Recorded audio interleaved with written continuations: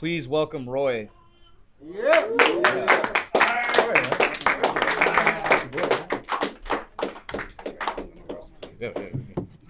My name is Roy. My clean date is April 2nd, 2019. My drug of choice is heroin. So a little bit about what got me here and what makes me want to stay. I'm like a second generation drug addict, so it was always in my face. And it was always in my face, and like I saw like where this shit takes you, and like just where it can take you, like all the grimy ass shit that you can do, shit that you regret. And like one of the things that made me want to escape and stay high all the time is dad used to put hands on mom all the time. So like you have all this crazy ass shit in your face that when you find out that there's something that could pause your life and make you feel like you're getting a warm hug, right? Heroin, right? Then once I found that, I stopped and paid all my attention to heroin. I put my all into it. You know what I mean? And I stayed out there for a long ass time, and all this like everything that like I learned and like wanted to put my mind towards had to do with heroin. Like I said, I was all in, and as long as the heroin was there, I was there. Doing all these stupid ass crimes, people risking like my whole freedom and shit in my life, like consistently, like not giving a fuck, like it was the thing to do. Just as long as there was a fat ass sack of heroin at the end of the fucking tunnel, then I was out there doing anything. You know, I'm still fighting charges right now. But the good thing about it is Heroin Anonymous stepped into my life, right? And like, there's a bunch of people that wrote letters to the prosecutor saying, "Hey, don't take him. This is what he's doing now," and that's kind of like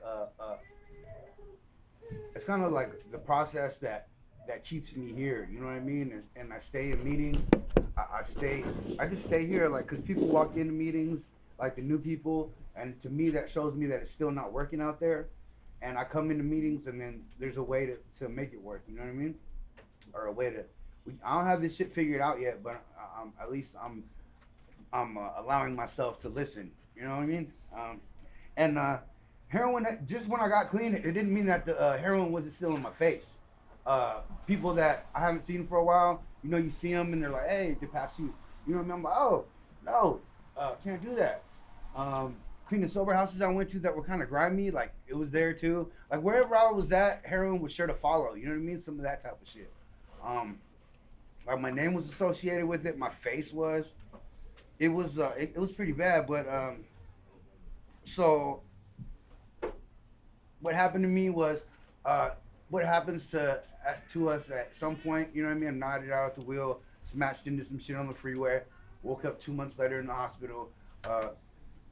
Just, you know what I mean, brain damage and shit. I have to see a neurologist consistently. My brain's all rattled because I nodded out at the wheel. And so what that gave me a clean day, right? And then I didn't know what to do with myself. I go to inpatient treatment. There's a room full of people talking about the drug problems that they have, and they're not getting locked up, and nobody's talking shit to them. So I got a meeting in my face. And then Heroin Anonymous showed up, and like one of the first meetings I went to, somebody tossed me the keys to the fucking alarm club and was like, "Here, take this meeting." And I was like, "Why? Where you going?" "Going to do some heroin, you know?" So yeah, that's how the fellowship got shoved into my face, and I try to keep it there. That's pretty much all I do. You'll see me.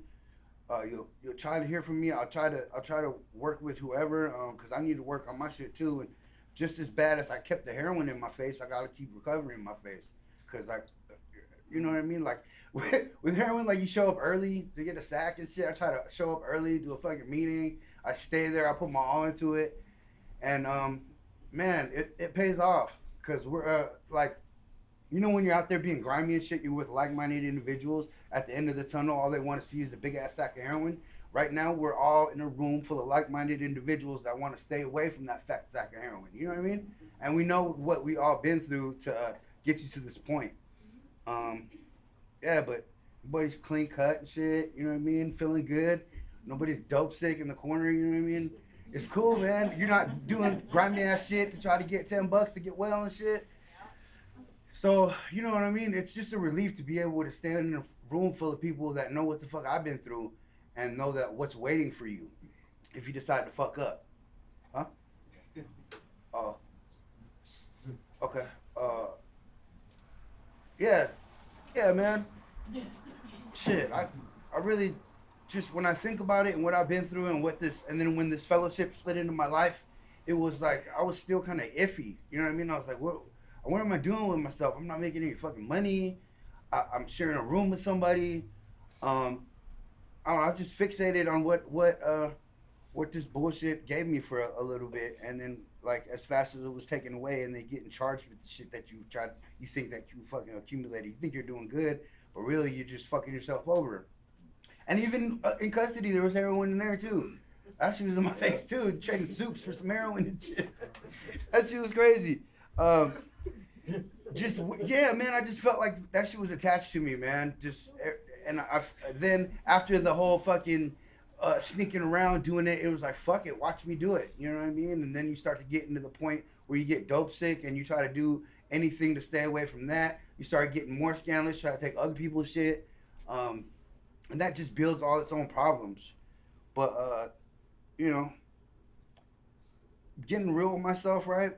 And admitting that I was powerless over heroin and that my life had become unmanageable was kind of the gateway to trying to stay to get towards people that know what I've been through and you know what I mean how they're staying away from me. There's no way to erase like watching dad put hands on mom and being locked up. There's no way to erase that, but I can't use it as an excuse. You know what I mean? Like let's say I'm being a better example, right? Like so that my family tree doesn't look like because when everything happened, they were like, oh, that's why Roy gets high. He's gonna stay there, but you know what I mean? We weren't just all fucked up. There's a way out. It helps. You know what I mean? It changed my it changed my train of thought from being completely surrounded by heroin to be around people that are trying to stay away from it and aren't scared to say that they had a problem, just like me. So yeah, it gets just as bad as I was chasing the fucking sack. I try to put my efforts into HA and talk to the people in the program. Try to surround myself with people in the program. Yeah, just HA took the place of heroin in my life, and it keeps me well. I guess you know what I mean. So yeah, man, that's why I'm standing here. That's why I love listening to everybody and share my opinion. You know what I mean, and it continues to work. I just keep the shit in my face, keep HA in my face, keep the literature in my face as much as I can, and work with others as much as I can because everybody's at a different level, and they ask you how you got there, and you just look at them and remind yourself that you could be there too. Your misery will be refunded as soon as you pick up a sack. Before you even hit that shit or poke your fucking, it's gone. You're gone. You're fucked up. Real quick. So yeah, my mindset is not on trying to fucking get as high as I can and for free and shit somehow. My mindset is trying to stay away from that shit as hard as I can and make myself available to the good shit that pops in and out into my life and take advantage of that instead of just not giving a fuck and just focusing on heroin. Yeah, I don't really have too much things to say, too many more things to say besides yeah, man, I know we all chase that bag, you know what I mean? And there's a way out of it. You know, you never erase the shit that you did or the shit that was done or, you know what I mean? But you can change the shit that you do and the shit that your motivation and like not trying to have anything to do with heroin besides talking about what it did to you and how you plan to get out of it and how you are getting out of it. Like-minded individuals, we all share the same fucking thoughts. Yeah, so that's why you see my ass so much, because I'm not trying to fucking poke any of that shit. So yeah, I don't really have too much more to say. I love seeing you guys, you know what I mean? Because when I'm feeling fucked up and all down and low and shit, I see a little smile out the corner, and I'm like, oh shit, okay. I'll be better. I'll be better. It's okay. Everybody has bad days. And then when somebody else is having a bad day in the fellowship, I'm like, hey, you know what I mean? You see my goofy ass smile. So it's like we're here for each other. You know what I mean? Because we know what we've been through and we know what we're going through. And it's harder to take while you're sober, but you gotta grow up sometimes. You know what I mean? And realize shit and figure a way out of it instead of trying to numb yourself and like just leave it there hanging.